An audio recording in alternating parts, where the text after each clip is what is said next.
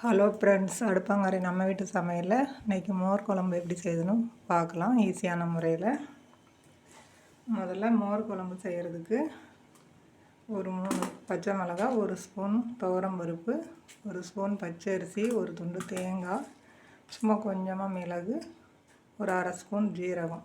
இதை துவரம்பருப்பையும் பச்சரிசியும் கொஞ்சம் நேரம் ஊற வச்சு நான் நல்லா இது மாதிரி அரைச்சி எடுத்துக்கிட்டேன். ரொம்ப நைஸாகவும் வேண்டாம், ரொம்ப குறகுறப்பாகவும் இல்லாமல் மீடியமாக அரைச்சி எடுத்துக்கோங்க.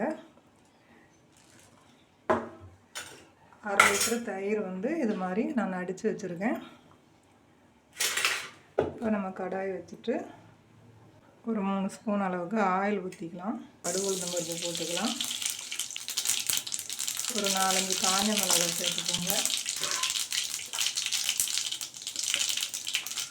கருவேப்பிலை வச்சுட்டு பெருங்காயத்தூள். இப்போ அரைச்சி வச்ச மசாலாவை சேர்த்து நல்லா ஒரு கிளறி விட்டுக்கலாம். இப்போ நம்ம அடித்து வச்சுருக்கிற மோரை இதில் சேர்த்துக்கலாம். லைட்டாக நுர வரையும் நம்ம இதை ஆஃப் பண்ணிடணும். இதுக்கு தேவையான அளவு உப்பு சேர்த்துக்கோங்க.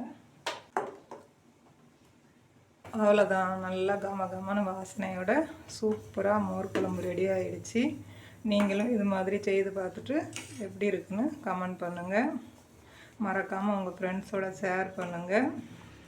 அடுத்த ஒரு வீடியோவில் சந்திப்போம். நன்றி, வணக்கம்.